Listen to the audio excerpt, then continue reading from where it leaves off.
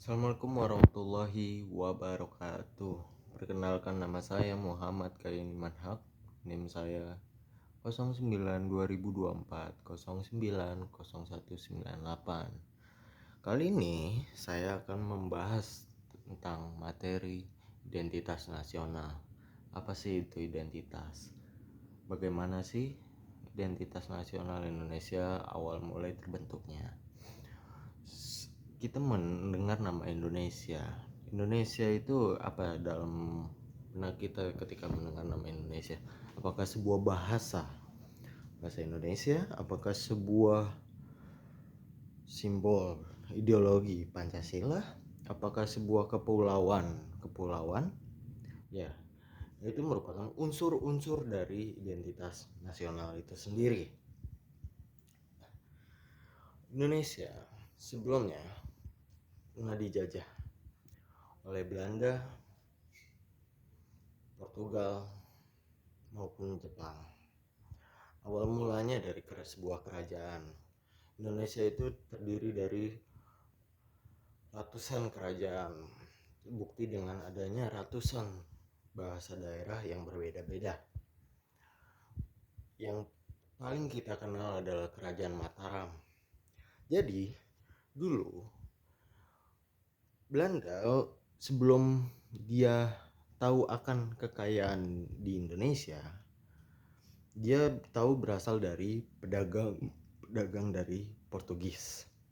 Di saat itu pejabat Belanda bertemu dengan pedagang dari Portugis yang ada di perdagangan, lalu menanyakan, ini bahan-bahan sumbernya berasal dari mana?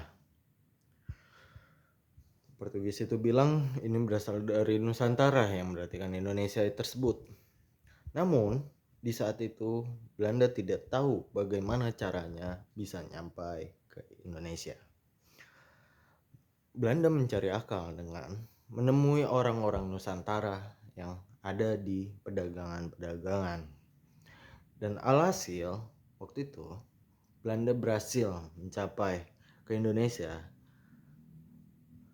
dan bersama oleh pedagang-pedagang Nusantara yang ada di luar. Namun di saat itu Belanda diusir karena kesombongannya. Belanda diusir, namun Belanda masih tidak tahu bagaimana jika dia berangkat sendiri tanpa mengajak orang-orang Nusantara asli. Lalu pada pertemuan kedua Belanda belajar bagaimana cara bisa mencapai Indonesia. Akhirnya Belanda bisa mencapai dan tetap saja yang kedua diusir karena kesombongan dan kedengkiannya. Lalu yang ketiga dia datang lagi, namun dengan mengajak sebuah bisnis, yang dimana bisnis itu mereka monopoli, yang kita kenal sebagai perusahaan VOC. VOC itu sendiri bukanlah berasal dari negara Belanda. VOC merupakan sebuah perusahaan yang ditawari kepada Belanda untuk didirikan sebuah perusahaan. Perusahaan ini memiliki otoritas sendiri seperti membangun pasukan, mencetak uang, seperti yang negara pada umumnya. Jadi perusahaan ini diberi wewenang. Ya, perusahaan ini bernama VOC tersebut yang didanai oleh orang-orang Yahudi, bangkir-bangkir Yahudi. Nah, di saat itu cara mereka memonopoli yaitu mengadu domba kerajaan-kerajaan yang ada di Indonesia untuk saling perang. Sehingga kekuatan kerajaan-kerajaan di Indonesia tidak bisa melawan VOC, yang dimana kerajaan tersebut tunduk kepada VOC. Setelah mereka berhasil monopoli, akhirnya bangsa Indonesia sadar akannya dijajah. Dan berakhir Indonesia bersatu untuk mengusir VOC itu sendiri.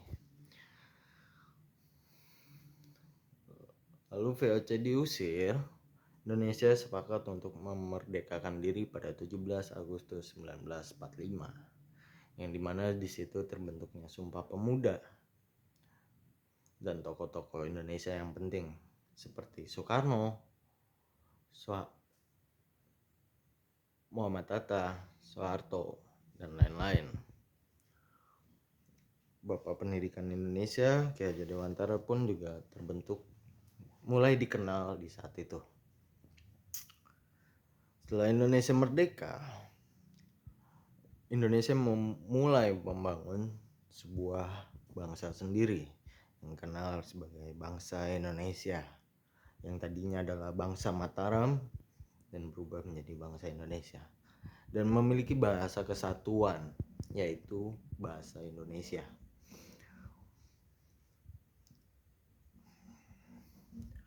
Bahasa Indonesia. Nah, bagaimana sih bisa dari ratusan bahasa menjadi satu kesatuan bahasa, yaitu bahasa Indonesia?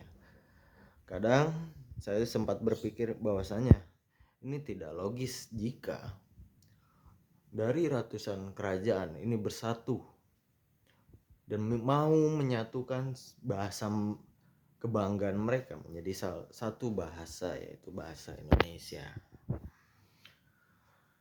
Identitas nasional itu sendiri bermakna sebagai simbol sebuah bangsa, yang artikan gimana itu sebagai wujud dari bangsa tersebut seperti ya simbol, ciri khasnya seperti Pancasila sebagai ideologi. Pancasila dikenal sebagai dasar dari hukum-hukum yang berlaku di Indonesia, teman-teman. Itu dasar yang sangat kuat, landasan yang sangat kuat, Pancasila. Pancasila sendiri yang berarti kan panca, aturan.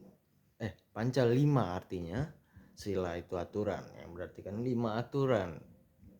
Yang dimana makna pertama dari Pancasila yaitu ketuhanan yang Maha Esa,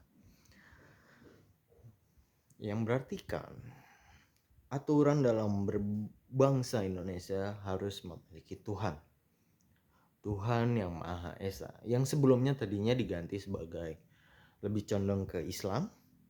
Namun karena di Indonesia adalah beragam dan di sistem Indonesia itu demokratis, jadi kita menghargai pendapat-pendapat yang berbeda, makanya diganti menjadi Tuhanan yang Maha Esa. Apa aja sih tantangan setelah identitas nasional kita terbentuk, terjaga? Tantangan yang pertama, teman-teman, budaya. Kita harus menjaga budaya kita. Ya. Banyak sekali sekarang budaya-budaya di luar negeri ini yang sudah masuk ke bangsa kita tanpa kita filter dulu manfaatnya, sehingga kita gampang sekali mengikuti